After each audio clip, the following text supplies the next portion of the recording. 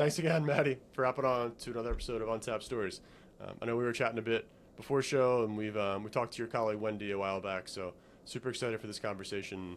As I was getting started and thinking about how we were going to begin this one, I know you've had a great career, awesome experience, kind of in your own right as an athlete. So I think for the parents and athletes listening, it'd be awesome to start there. Maybe if you can just give people a bit of a background on, you as a person, you as an athlete, kind of how your early experiences shaped the ultimate, dietitian and really mentor you've become now. Yeah, no, I would love to. And thank you so much, Jean, for having me today.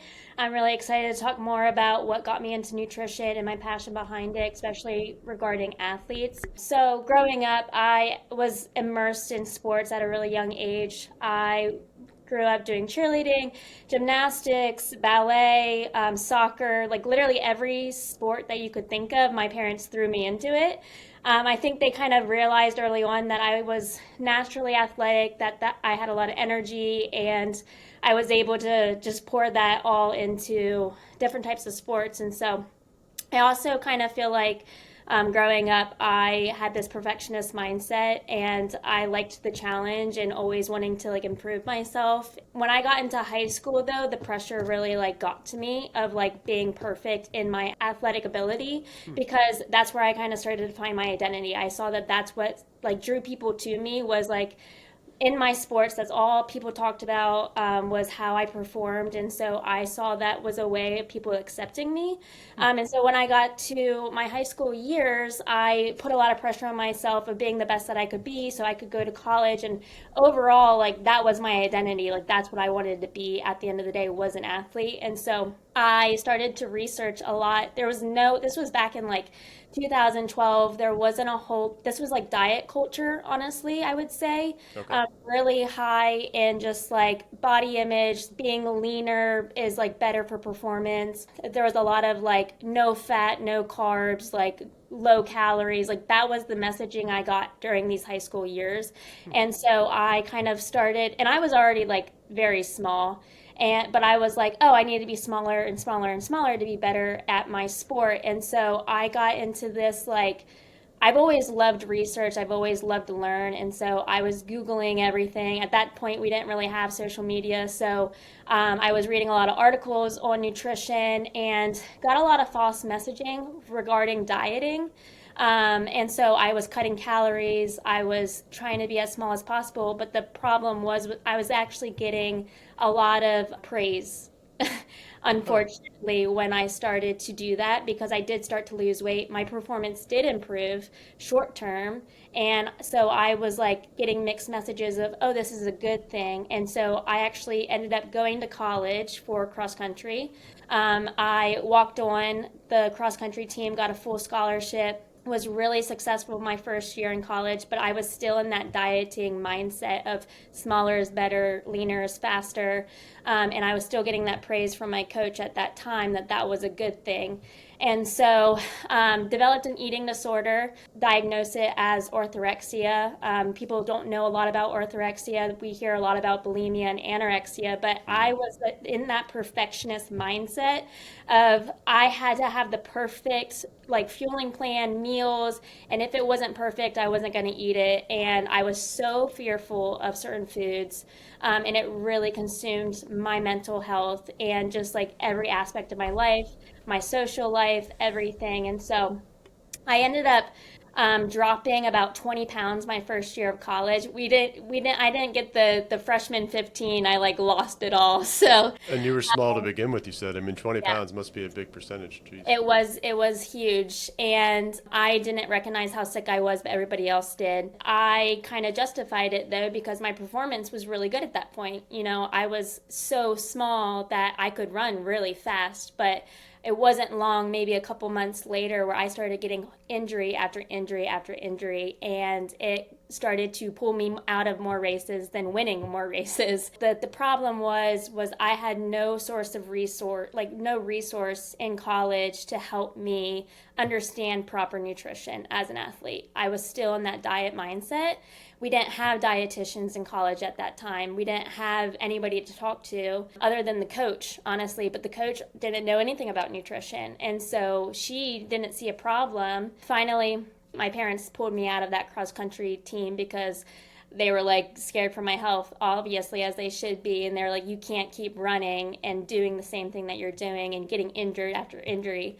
And so I had to, unfortunately, end my cross country career. And honestly, if I would have understood nutrition at that point, I could have been really successful in my college career, which is like looking back, something that I really regret, because I wish someone would have taught me proper nutrition back in high school when I was researching and Googling things that weren't actually true or wasn't like meant for me as an athlete. That might have worked for a 40-year-old trying to lose weight, but as a high school athlete, that was not the messaging I should have been receiving at that time. Yep. And so, yeah, overall, like after dealing with that eating disorder for a couple years, I wanted to be that resource that I didn't have in college and help athletes understand, okay, how can I fuel my body well? How can I not be afraid of foods? How can I, maybe I should be leaner for my sport, but how can I do that in a healthy way? How can I not get injuries by eating properly? And so I can have a long, successful career, not this short term, be successful for 1 year and then derail the whole rest of your success because you're not fueling your body right. And so that's why I went and got my master's in nutrition at University of North Carolina. And I didn't even actually know about sports nutrition at that time. I always thought as dietitians as just working in a hospital, and I knew that that wasn't what I wanted. I wanted to work with athletes. So I originally thought that I was going to be a strength coach and then do nutrition on the side because I thought that was the only avenue to get to athletes. Because in college, all I had was a strength coach. I didn't have anybody like a dietitian. And so I started out in the strength coaching world. I love that aspect as well of exercise and learning like how the body moves and physiology. But eventually I got in contact with the sports dietitian at UNC and I started working with their football team, volleyball team, field hockey, and I fell in love immediately. I was like, this is what I want to do. Worked in college athletics for about 7 years total. Mainly worked a lot with football, just the way that my career kind of went. But I loved it because I was with those kids 24/7. I got to see them not just like, an hour a day. I got to see them at practices, workouts, meals, game days, travel with them. I was spending every minute of the day with them. I got to pour into not just like their physical health, but their mental health, talk to them about their family, the things that they're stressed about, their, academics, emotional things, personal life issues. And so I think like that's kind of where I love about my job is like, it's not just about the nutrition. Like I saw how food was an emotional outlet for myself, and like food is tied to our emotions, either good or bad. And so I love when I can like pour into an athlete, not just like telling them, hey, you should eat this and that. And like, I want to like help them understand, okay, why is this good for me? How can this benefit me? But also like, how can I get to the root issue of like, why do I have a fear of these foods? Or why do I feel like I have to eat this specific way or look a specific way? I want to like help them mentally, spiritually, and physically at the same time. But yeah, so it's kind of a long-winded answer, but I saw how much nutrition impacted me as well as my teammates in college. Because I wasn't the only one that had an eating disorder on my team, but a lot of people just didn't talk about it. And so I wanted to be that outlet for these athletes when they are struggling mentally but have nobody they feel like they can talk to. That is super powerful. And honestly, I'm sure it's probably tough to share too. So thank you for letting everyone hear that story, because I'm sure there's an athlete or a parent of an athlete out there listening at this point who has seen someone go through that, whether it's their kid or a friend or one of their kids' friends. That's really powerful. I guess maybe for people who aren't as familiar with sports nutrition, and again, I'm a little bit, we talked before show, my sister's a dietitian, so I would know this, and I play college sports, but if you haven't played high-level sports, you have an athlete who maybe is doing a sport where carb cutting and calorie cutting, like on paper might make sense. We know it's not, but you're thinking about cross-country, track and field, maybe even swimming. Like football, it wouldn't be you want to game weight, but for those types of sports where that's the old school way of thinking, what would you tell parents if you had to sit down in a room with them, and what would you tell them like the pitfalls to avoid? I'm assuming it's maybe some strength training with like proper eating, but like how do you convince them that that's the right move scientifically? Well, I think like we've always had this message of like demonizing carbohydrates, but people don't understand that carbs is what fuels our muscles, our body, our organs, our brain. And yes, there are certain individuals who like carbs, if they're not used as energy, are stored as fat. That is true. But these athletes, I don't think they recognize how much energy they are burning in a day. Even when you just have, like, say, for example, you have a very lean body, a lot of muscle. Muscle is metabolically active. You are burning a ton of calories at rest. So when I hear these high level athletes who are like very lean and they're eating like one meal a day and they're wondering, why am I losing so much weight? I'm like, you are burning so many calories at one time, plus you're working out 3 hours a day. Like, you need to be eating 5,000, 6,000 calories. And they're like mind blown that, like, because Yeah. we've always been given the message of 2,000 calories for every individual is the amount of calories you should be eating. Like, we've always been given that message of like, That's low. yeah, exactly. And I mean, I hear of like I've worked with patients who are like, oh yeah, a 1,400 calorie is normal, and I'm like, that is not normal unless you're like 10 years old. I don't know. Like, Yeah. I mean, for an My adult, son's two, and he it's probably hits that mark. So, yeah. But I just think there's so much false messaging because not every individual is the same. What works for one person may not work for you. And I think like athletes, we are prone to comparison because we want to be the best, and like if we see something work for somebody, we want to just like translate that to ourselves and think that that's what's going to make us successful. That's not true. Nutrition is so individualized. Like, your body is uniquely made, so it's got to have unique nutritional needs that might not be compared to somebody else, even on the same team. If you are, if your teammate is eating a certain way, does not mean that that's what's going to work for you. yeah. We are just like, I mean, like, there is a genetic piece to nutrition as well. Like, some people are just genetically like have a faster metabolism. They have more muscle mass. There are some people who are like more like bigger boned or just carry more weight, like versus somebody else. And like, that's natural. That's their natural set point for their weight. And so it's like, oh, this person's 200 pounds, so I should be 200 pounds. And it's like, that's not how it works. And Yeah. when I was in football, I think that was like a big thing I saw because it is very weight prone. Like, certain positions, you should be a certain weight. And I had to talk to coaches all the time, like, hey, this guy is this height and like he carries weight in this way. Like, I don't think that 240 pounds is going to, like, I don't think he's going to be able to carry that. And so it's kind of like getting parents, coaches to understand that, like, hey, just because you want to put this like cookie cutter, formula onto every single individual you work with, it's like, it doesn't work that way.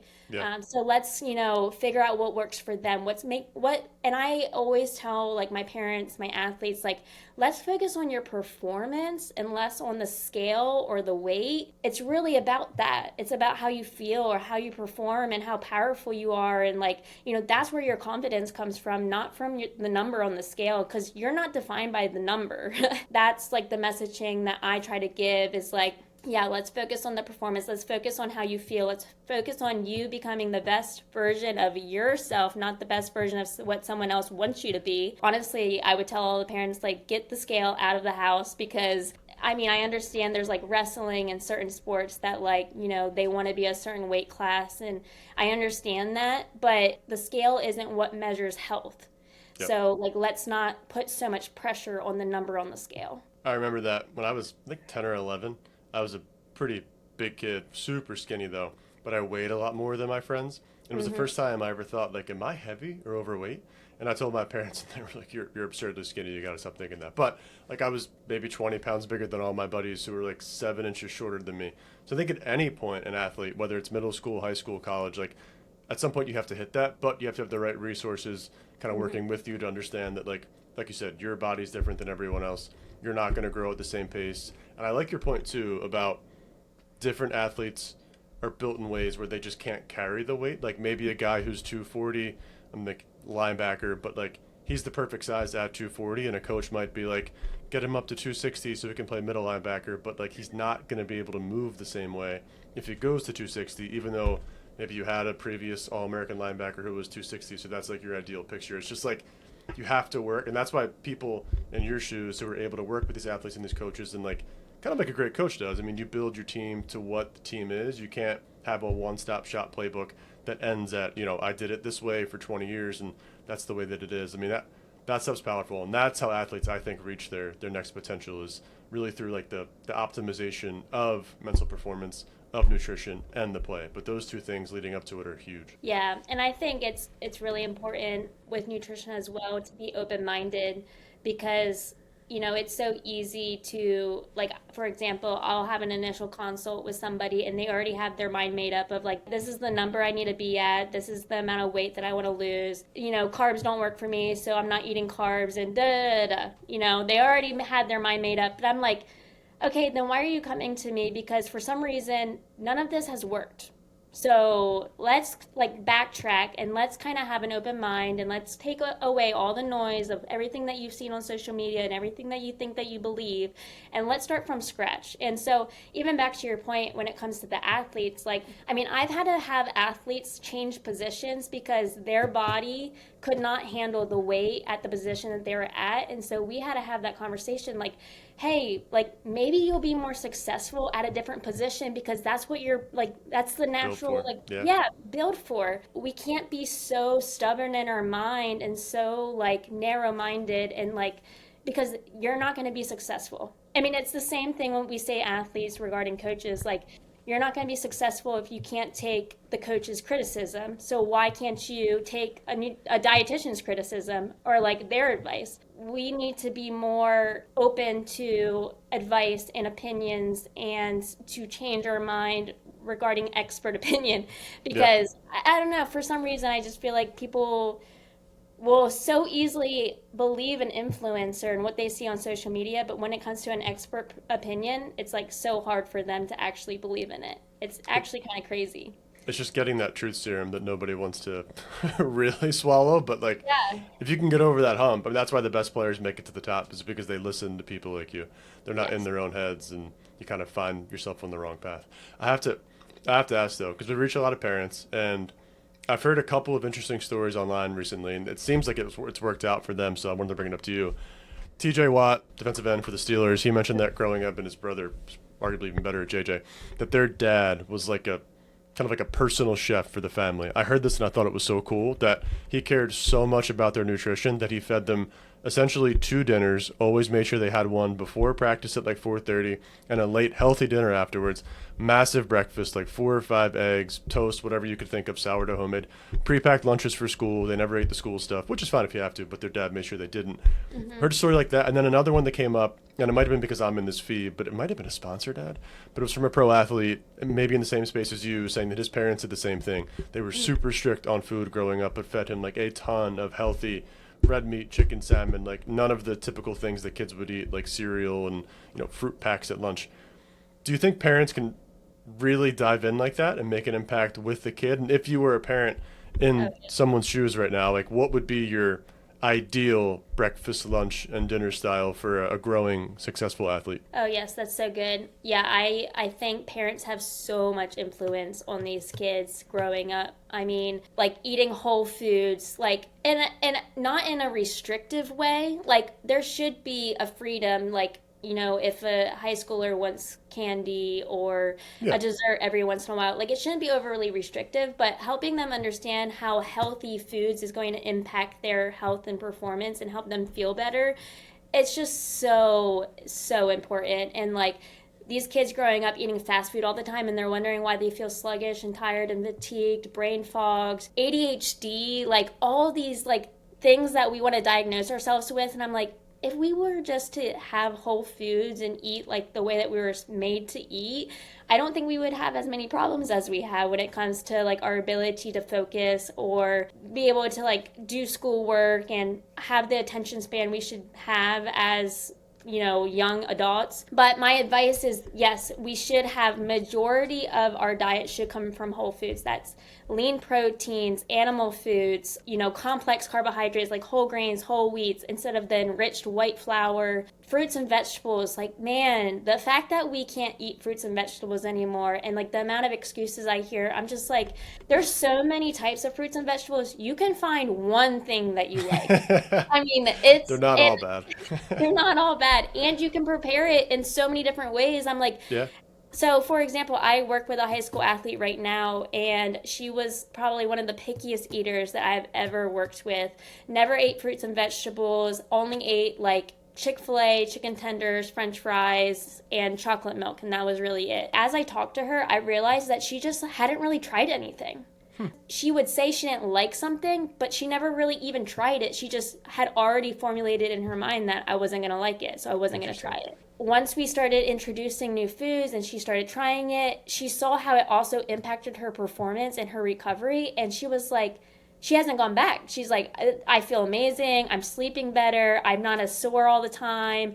She hit PRs every single week in her cross country races. Like, Oh, wow. yeah. And it was like little changes that we made, but it was really getting her to trust that like healthy food isn't all bad. I think we give our high school athletes, even middle school athletes, too much power and decisions. Whereas I'm like, you're the parent, you can stop them from eating fast food every single day. Like, you have the ability to cook whole foods and introduce them to healthy foods and implement that into their diet. I understand that like you want your son or daughter to be happy, but they're going to be happier if they're eating healthier, honestly. And playing better. That's what And comes playing from it. better. Yeah. I think I see that a lot. Like, these parents are like, oh, well, they won't eat that, or they always want fast food. I'm like, okay, but let's, get them to change their mind about that, and it's going to impact them like in the long term. When it comes to like actually, okay, implementing that into your household, have dinner as a family every single night and have it with a lean animal protein, so steak, chicken, I mean, it could be pork, it could be fish, and then have a complex carb, so potatoes or brown rice, or instead of white pasta, do whole wheat pasta, like some sort of whole grain, whole wheat. And then a vegetable. So I always say a protein, a carb, and a color at every meal. And so I would just, have that as like, that's the standard. Every night as a family, we're going to eat protein, carb, and color together. And I mean, my parents always said, like, you can't leave the table without eating your vegetables. Old So school way. also, these athletes are so busy, and so sometimes they just go for convenience, and so that's why they do the fast food. And so if the parents have the ability to cook the foods for the athlete, or prepare the lunches for them, or prepare breakfast for them before they leave for school, I think that's a big thing, is that these athletes are waking up and going straight to school without eating anything. Like, if the parents, one, I would like wake up the kid 30 minutes, 45 minutes earlier, so that they can have a breakfast before they leave. But if they are running out the door, like, have something prepared for them, even if it's like a protein fruit smoothie or something simple. Like, it's better than nothing. What about, and I'm trying to put myself in my own shoes, because quick side note, my wife and I just got the text like an hour ago. We got confirmation that we're getting a half of a cow for this winter. So we have two boys who are 2 and about a year old, and all they eat is ground beef and steak. So we're just like, we're done with going to Costco once we can getting it. We found a friend who knows a guy on a farm, and we're getting a half of a cow. So we're very excited. I'll let you know how it goes. But I was thinking for like my son, who only really eats steak, which isn't a big deal at 2 years old, I don't think. But as they get older, and say if he's a picky eater like he is now, when he's in his middle school and high school, and like obviously, I've talked to you, I'm the parent putting myself in a parent's shoes. And I'm like, hey, what I would say, because this clicked with me, I forgot when I heard this, it might have been from my sister's a dietitian or somebody in sports that told me, but it was just a very basic. Food is fuel. Like, you're not eating for happiness, you're not eating for pleasure. Especially as an athlete, you're eating to play well in the games and to keep yourself alive. And I was like, oh, then why would I have these tasty cakes or like that 5th scoop of ice cream? Like, I don't need that. And it's clicked with me ever since then. But saying that to a 12-year-old or 15-year-old might not be able to get it all the way through. So if you have a picky eater, but you know that performance will be enhanced if they do eat properly, like, what's the formula to get them to agree with you and at least give it a shot? Is it like, say, hey, we're going to do this for a week, and not that I promise, but like let's measure your performance in these games after a week, and if you feel better, play better, then like you know what's working, or like how do you work with them to actually go forward with your plan if they come to you and they say it's not for me, I don't want to do it? I think that, yeah, that's such a good question. Also, I have to preface, like, I'm not a parent, so I can only express what I've seen. But one thing I have noticed is that kids follow, like, their parents' habits and what they see other people do. And I can even look back as when I was a kid, I followed exactly what my parents were doing or what I saw around me. So I would say, like, as the parent, you should be the model for your kids. So if you're eating healthy, it's more likely that your kid's going to start eating healthier. If you're always eating junk food, it's more likely your kid's always going to eat junk food. That's the first thing I would say is, like, parents who are listening, like, look at the way that you're living your life and see if that's something that's modeling a proper way of living for your child. And then when it comes to the education piece to the kids, I think, yes, the food is fuel, and the type of fuel that you give your body is important. So, yes, any type of food is going to fuel your body, but there's some foods that are damaging your body more, and there's some foods that are going to build your body back up. And so do you want to repair your body, or do you want to damage it more? And so as an athlete, we want to repair our body. So what are the foods that can help repair our body? That's fruits, vegetables, protein, and complex carbs. Whereas sugar, processed foods, trans fatty foods, those are going to increase inflammation and damage our body even more and decrease our recovery. So long-term wise, that's going to cause injuries, that's going to cause just constant fatigue, tired, sluggishness. And so when you tie it back to their performance in that way, like, okay, you might feel fine right now, but like long-term wise, it's not going to last forever. And that's hard for some athletes to realize. And, you know, when I worked in college, like, that was something I saw all the time, is like these high schoolers would come to college and think that they could implement the same diet at that level to the college level. But you can't. You know, you have to constantly transform and transition and grow to become successful and be a better athlete. You can't be stagnant in the way that you train. And it's the same with nutrition. You can't be stagnant in your nutrition and do the same thing and expect it to work for the rest of your life. Like, and you can probably attest to this too, as you get older, like, things hurt more and it's harder to recover, and the nutrition piece becomes more and more important the more that, like, you grow up. Yep. And so it's hard for young athletes to understand that. But it is another point, like, me from experience, like, I was trying to implement the same diet that I did in high school, and it was working at that time. Then I got to college where workouts became more intensive. I was running 60 miles a week. Like, it was insane. And I was trying to keep the same nutritional habits, and I got injured, and I had to leave my college career as a result. I had to lose my scholarship as a result. That's money that's lost. And athletes as well, going into NIL in college, I'm like, if you're not investing in your body, you're going to lose an investment of money in the future as a result. Because, you know, and I saw an NFL player post something about this, like, I can put thousands of dollars into my body, but that's going to be a long-term investment of like millions of dollars in the years to come, because, I mean, at that point, your body is what is the vessel carrying you on that field, that court, that, you know, whatever it may be. And so if sports is the way that you're making money, then you need to be taking care of your body or you're going to lose that. For sure. Again, going back to these young kids and helping them to understand that, like, I mean, I think of Popeye and, like, the fact that, like, spinach makes your muscles grow up. It's like little things like that kind of, like, stay in your mind forever. So it's like, hey, protein, like, this is going to make you big and strong. Like, milk is, like, one of the best things that you can drink for your bones. You know, fruits and vegetables. I was actually, so I work with a lot of middle school athletes actually right now.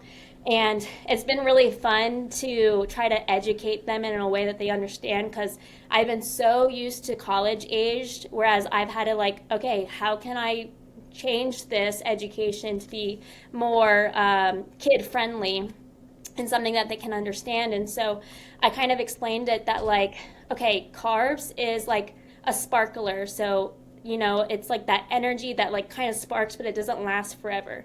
So carbs are quick energy that's going to give you that spark of energy, but it's not going to last forever. And then fat is like a fireplace. So like fire is like the energy that lasts a lot longer. So, if you ever go to a bonfire, it takes forever for the fire to actually go out. And so that's kind of how I think of fat as like long lasting energy. Okay. Whereas protein, so if you ever have tried to rebuild a house, you have to first tear down the house in order to rebuild it. It's the same thing when you are tearing down your muscles during exercise. In order to rebuild it, you need protein. You need the tools. You need the bricks in order to rebuild that house. And so that's how I think of protein. You need the tools, amino acids, in order to rebuild that muscle. And then fruits and vegetables. So the way that I think of it is like, if your house is on fire and the alarm is going off, that's what's happening to your body when you're under intense exercise, intense stress. There is a fire in your body. There's an inflammation in your body, and that alarm is going off. In order to turn that alarm off, you need firefighters to come in and take down that fire. So the firefighters are the fruits and vegetables, the antioxidants. They're taking down the fire. They're removing any inflammation that's going to cause more damage. If you don't burn down the fire, it's going to increase damage in your body, and it's going to have long-term effects. And so that kind of turns off the alarm. And then water intake, hydration. So if you have firefighters and you have no water in the hose, is that going to help the fire? No. Water is really important as well for recovery, because it helps, again, with inflammation. It helps with recovery.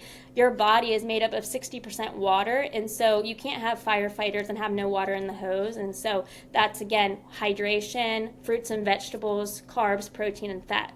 Those are the things that our body needs. Those are the reasons why. I do a lot of visuals with my athletes, because we are all visual creatures. I feel like we do a lot better seeing it instead of just hearing it. But yeah, just kind of helping them, in real, like, how does it impact their real life, or how can they translate that into something they understand? I was going to say, for a quick side note too, if that could be turned into like a children's book, I would buy it tomorrow. Just a little description of all the firefighters fighting, but how it relates back to food.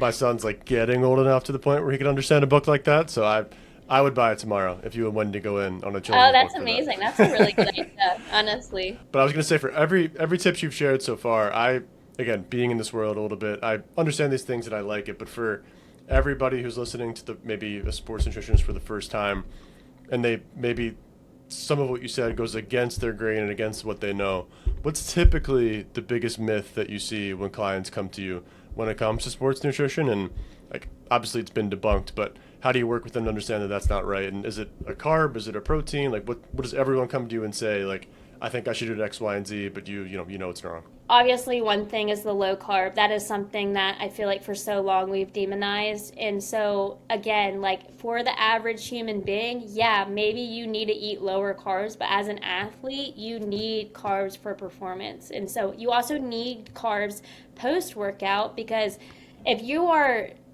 Okay, so if carbs is energy and you're depleting your muscles of all that energy during your performance, all those carbs, you have to replenish your muscles back up with those carbohydrates in order to rebuild muscle, or else you're just tearing down your muscle even more. Yeah. And so I think that's another thing that everyone's like, protein. I'm like, okay, but protein's not going to do anything if your body is depleted of carbohydrates, because your body is then going to be using protein as energy, which is not what it's supposed to be doing, because it has no carbs.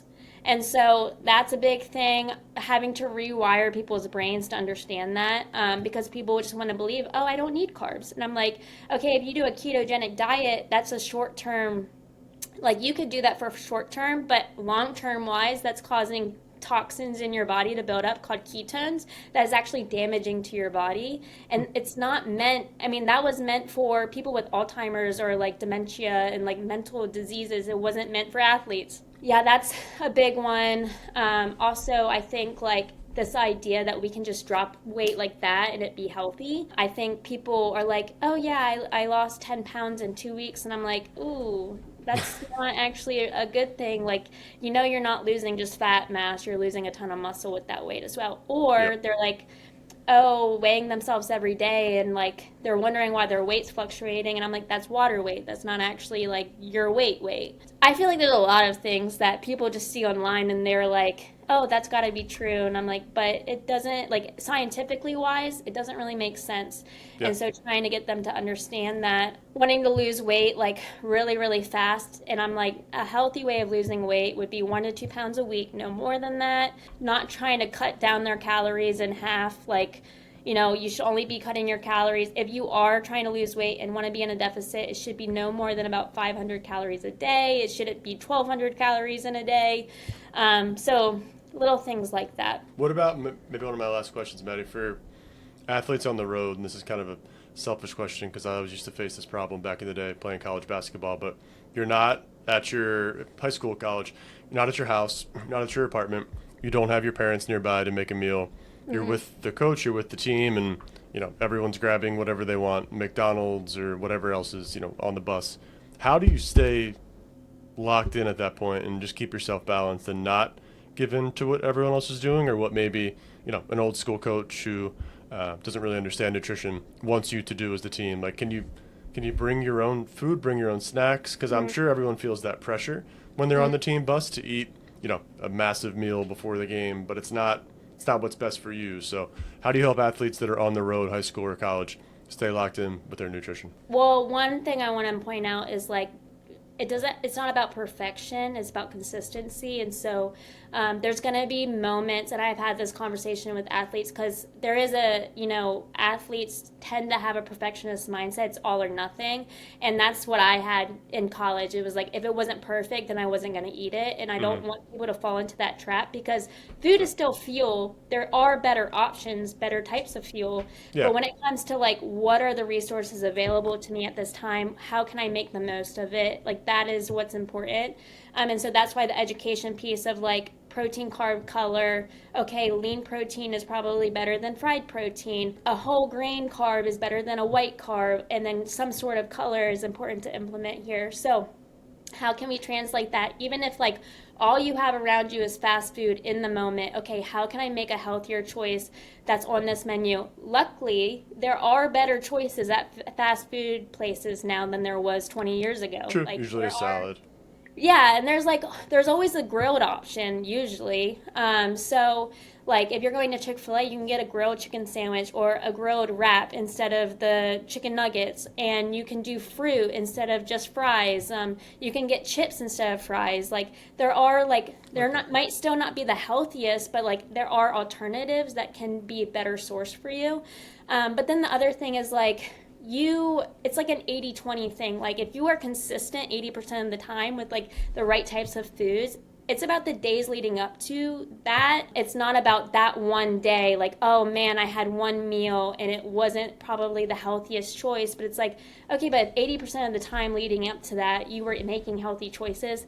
That one meal is not going to derail you of your success. And I see people be like, oh, I ate unhealthy today, so now I'm just going to like eat unhealthy the rest of the weekend because I just, lost all discipline. And it's like, no, let's not have that type of mindset. Like, one meal is not going to derail your success. It's all about consistency. And then to your point of like packing your own food, I think that's amazing. I think like that shows discipline. That shows you're serious about being a good athlete. I think that that's going to convict maybe your teammates to make healthier choices. Like I've had actually multiple athletes in the last couple months tell me that like their healthy food choices has caused their athletes or like their teammates to make healthy food choices. Oh, wow. And they actually enjoy educating their teammates like, oh yeah, like this is why this is a better option. Like they find fulfillment in that.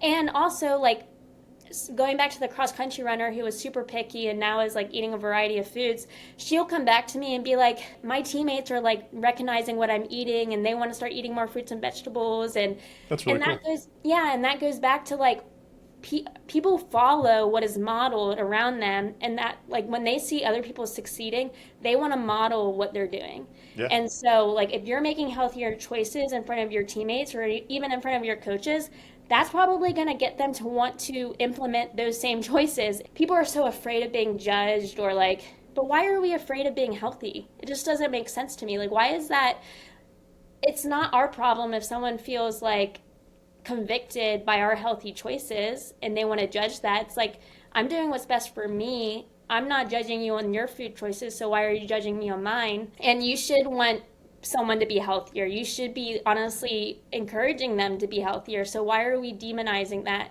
It's an interesting thing that people are like, so fast food is so normalized, but eating healthy is so demonized. It's so interesting. Sometimes, and I've seen this too in the athletic world, it comes from a place of like somebody, no matter if it's honestly athletics or academics, when somebody takes that step out from the norm, people just aren't comfortable with it, whether it's a teammate or a classmate, and they just want to criticize because they don't know why they're doing that. They're not familiar with it. And it's kind of that culture of like, everyone should be doing the same thing. And if we're not, then whatever that person's doing is just, it's wrong, or I'm not going to be friends with them. And it's just, I think it's ridiculous because I've even seen, I remember I interned for the Sixers. We had a lot of college athletes working with us over the summer, and like everyone brought their own food in, but it was like the cool thing to do because one, I think we had a Yale football player. He brought like a stack of chicken one day, just like raw chicken or cooked chicken, but all in a big bucket. And it was like, oh, like Connor's eating that. Like we're all just going to bring healthy meals now because we're college athletes instead of like buying pizza down the road. So kind of like you said, it's a group thing, but one person has to be the one to stand out. You kind of have to be the outlier, and then your teammates will follow. But on the groupthink mindset, I do want to ask one kind of quick hitter question. Say if it's football, basketball, whatever, but fourth quarter, game's on the line, everyone's super tired, legs are shot, like mouths are dry, crowd's going nuts. As a dietitian and sports nutritionist, what do you want athletes to reach behind the bench and grab for that sip in a big moment? Is it water? Is it and we're not sponsored, but is it a Gatorade? Is it some sort of, like hydration drink that's not water? What would you go for at that point, and what do you want athletes to be drinking on the sidelines? Some sort of sports drink would be really impactful at that time. If you're tired, you need some carbohydrates, quick sugar, like that's in sports drinks, electrolytes. You've been sweating for 4 quarters, like you need to be replenishing that sodium, those electrolytes, and hydration. So a sports drink covers all of that. It covers carbohydrates, hydration, sodium. So that would be my first choice. Plus, it's like not going to be heavy on the stomach. It's not going to like cause you to have like, if you're eating like a full-on sandwich, like that's going to be too much for you at that time. That'd be funny to see. Yeah, exactly. But then another thing, like applesauce has always been like the easiest, like quick energy, also a little bit of nutrients. I mean, it's apples. And so I would say probably both of those, a sports drink, some applesauce, and then you'll be ready for the rest of that game. I like those two. My wife, we have 2 boys. I know she's going to be a sports mom. I'll tell her this, and I guarantee we'll have applesauce on the bench in like 5 years when he's playing t-ball. Just like, here you go, little energy. Yes. I love it. Maybe last question, Wendy, Maddie, sorry. Going back to or to like your earliest days, you just start out running track and field, you get into cross country, obviously it's your sport, but and I know you have a super powerful story, but like what would you tell yourself, say if you were 12 or 13, having learned everything that you've been through, all the coaching, all the ups and downs, like which is a big deal, losing your scholarship too, like what would you say to 13-year-old Maddie as she's about to embark on this crazy journey of life, having learned all that you did? Yeah, I would say I think the biggest thing is like my identity was not in my sport. It wasn't in my success as an athlete. My worth wasn't found in my stats or, being a college athlete. Like that's what I thought. Like I thought that's where my identity, my worth was. And that's why I like strove so hard to be like this perfect version. That's my biggest message to athletes, I think, is like your identity is in something so much bigger. It's in the Lord.